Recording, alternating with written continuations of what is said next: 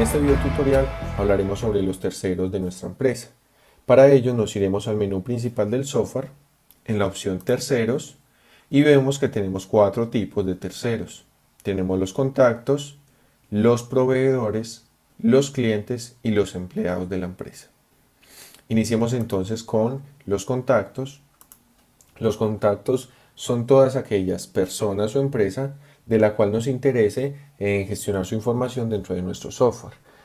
Por ejemplo, podría ser la información de un electricista, de un abogado o de cualquier empresa con la que algún día hayamos tenido un tipo de relación y que no necesariamente son proveedores, clientes o empleados del sistema, porque si fueran alguna de estas otras tres categorías, pues directamente iríamos y crearíamos o gestionaríamos ese contacto en esas otras opciones.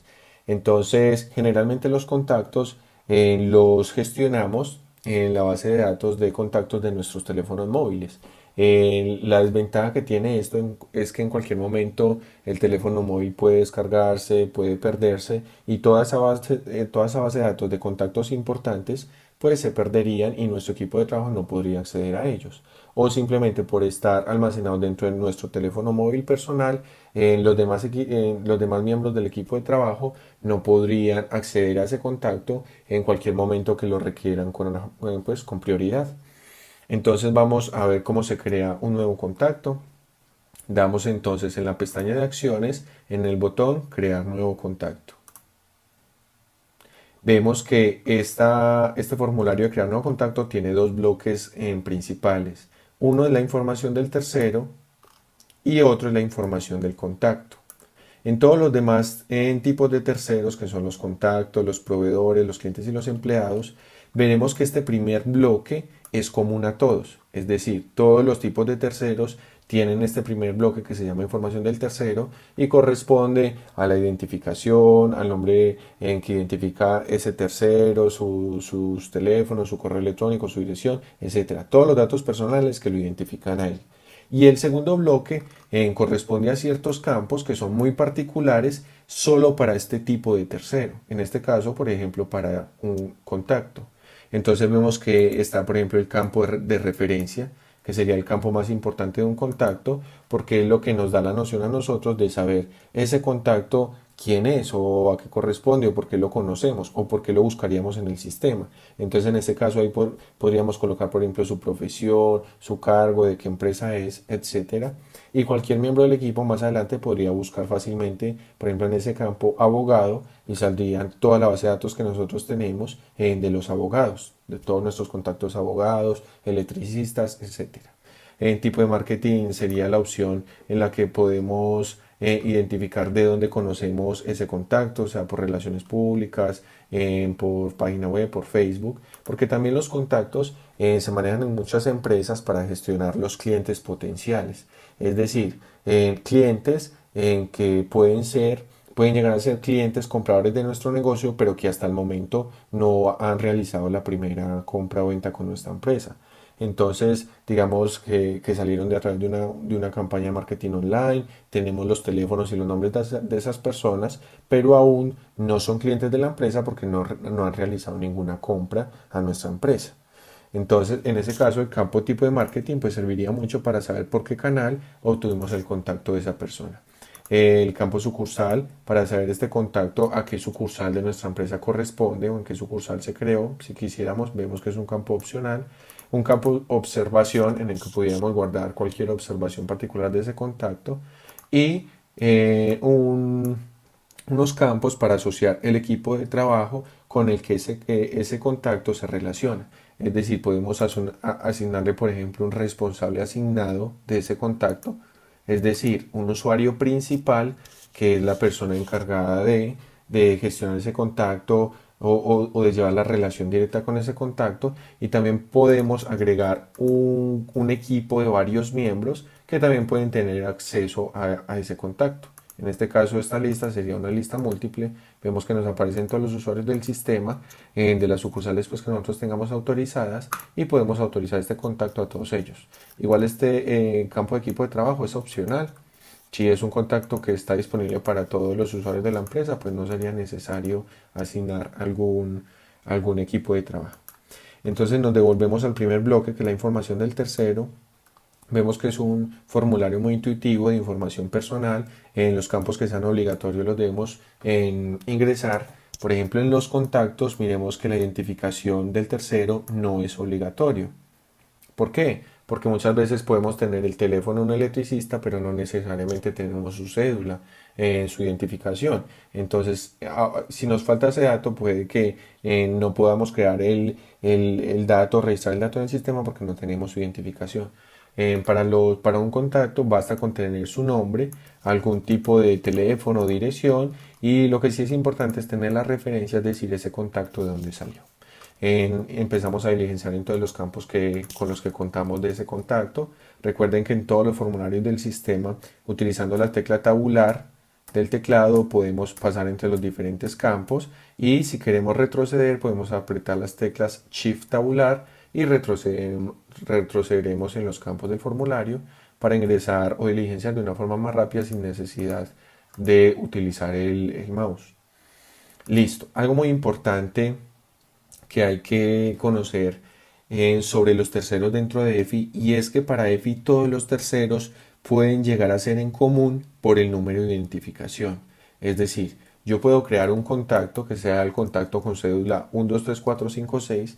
El contacto se llama Felipe García, por ejemplo, y vamos a decir que su teléfono es el siguiente y que esa persona es un abogado de la ciudad de Bogotá, por ejemplo. Ok, y creamos el contacto, le colocamos, listo, identificación, un teléfono y ya, solo tenemos esos contactos de la persona. Puede que este contacto más adelante se convierta en un cliente de la empresa porque nos realizó alguna compra, o se convierta en un proveedor porque nosotros adquirimos un servicio con él. Entonces, ¿qué hacemos? Nos vamos al siguiente tipo de tercero que vamos a crear, pero de la misma persona o de la misma empresa. En este caso, digamos que lo vamos a crear como proveedor también. Colocamos la identificación, es decir, cédula de la ciudadanía y el número, y automáticamente el sistema miremos que relaciona, solo por el número de identificación, relaciona que ese tipo de tercero ya existía, y mire que nos trae la misma información que habíamos diligenciado en el tipo de tercero contacto. Toda la información que hayamos diligenciado en contacto de este primer bloque se va a compartir con los otros terceros, sea proveedores, clientes o empleados, que estén asociados a este mismo número de documento.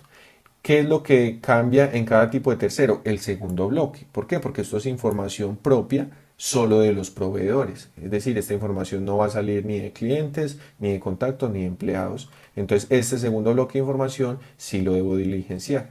Pero lo bueno es que no solo ahorro tiempo porque esta información digamos, se digite sola, sino que ambos terceros, tanto el contacto como el proveedor, quedan conectados como si fueran identificados como una sola persona. Es decir, si yo le actualizo ahora un teléfono fijo, por ejemplo acá, y diligencio los campos correspondientes a un proveedor obligatorios que son tipo de persona, vamos a decir que él es una persona natural, tipo de régimen de IVA, vamos a decir que él es simplificado. Listo, dejémoslo así, démosle crear proveedor. Miremos que ya cuenta con un teléfono fijo. Si nos vamos al tipo de tercero de contactos, donde lo habíamos creado, miremos que también se actualizó el campo teléfono número 1. Es decir, ese tercero queda de forma única dentro de los terceros de nuestra empresa. Solo que un tercero puede llegar a ser de diferentes tipos. Una persona, una empresa puede llegar a ser cliente y proveedor al mismo tiempo de nuestra empresa, o puede llegar a ser contacto, proveedor y cliente, o empleado y cliente al mismo tiempo, no importa, pero dentro del sistema se identifican todos como una sola representación de una sola entidad, y esto es posible a través del tipo de documento y número de documento. Vamos a crear, por ejemplo, ya vimos cómo crear un proveedor, es exactamente lo mismo que crear un cliente, perdón, un contacto, simplemente que lo único que va a cambiar es el segundo bloque. Ya sabemos que nos sale los campos correspondientes a un proveedor. Vamos a mirar, por ejemplo, los clientes, cómo crear un cliente. Entonces accedemos en la pestaña superior, en el menú de acciones, crear un nuevo cliente. Miremos que nos aparece lo mismo, un bloque con la información personal del tercero y un segundo bloque de la información que solo corresponde a los clientes. Entonces vamos a crear un nuevo cliente, inclusive vamos a crear el mismo para que nos jale la misma información, ahorremos tiempo. Mire que nos trae Felipe García, nos trae el teléfono fijo, el celular. En este caso hay nuevos campos que sí son obligatorios para los clientes, es decir, por ejemplo, la dirección. En este caso entonces vamos a colocar en alguna dirección para ese cliente. Y vamos a colocar del segundo bloque de información del cliente los campos que son obligatorios, o sea, todos los que tienen el asterisco. Tipo de persona, más que es una persona natural como cliente. ¿Por qué se vuelve y se pregunta el tipo de persona? Porque una persona, una empresa, como proveedor puede ser un tipo de persona, un tipo de régimen, pero como cliente puede ser otro tipo de persona, puede llegar a pasar. En régimen de IVA vamos a decir que es simplificado, tipo de cliente vamos a decir que es un comprador. En moneda principal, él perfectamente nos compra en pesos. Si en algún momento tenemos un cliente que sea de Estados Unidos, de Europa, lo que sea, podemos seleccionar cuál es su moneda principal para que cuando creemos una transacción a este cliente, automáticamente, si es una factura, una cotización, lo que sea, esa transacción se colocará en la misma moneda del cliente. Entonces digamos que es un dólar estadounidense, entonces lo seleccionamos. Cuando creemos una factura de venta, por defecto esa factura de venta se colocará en que se va a elaborar en medio de la divisa, por medio de la divisa dólar estadounidense. Las tarifas de precios también es muy importante en la parte de los clientes. Yo a un cliente le puedo especificar cuál es la tarifa de precios con la que siempre le voy a vender todos los artículos de la empresa. Recordemos que un artículo dentro de EFI tiene asociado una empresa puede utilizar varias tarifas de precio. Por defecto tiene dos, que es la tarifa de precio normal y la tarifa especial, pero a través de la opción administración, mantenimiento de tablas, tarifas de precio, cada empresa puede crear las tarifas dinámicamente que quiera y con los nombres que quiera. Entonces podemos asignarle a este cliente cuál va a ser su tarifa de precios para que cuando le realicemos una venta a este cliente, automáticamente los precios se especifiquen según la tarifa de precios que le dimos. En este precio vamos a decirle que, por ejemplo, ahí le vamos a dar tarifa de distribuidor, es decir, que cada vez que le hagamos una factura de venta, todos los artículos que le anexemos a esa factura va a relacionar el segundo precio de ese producto, que sería la tarifa de distribuidor. En la actividad económica de este cliente, vemos que es un campo no obligatorio, pero sí lo tenemos, porque de pronto siempre pedimos el RUT de nuestros clientes, que es una muy buena práctica, pues de una vez la podríamos ingresar acá. Recuerden que en estos buscadores dinámicos podemos colocar el código SIU directamente y no tenemos que bajar buscando en toda esa lista larga.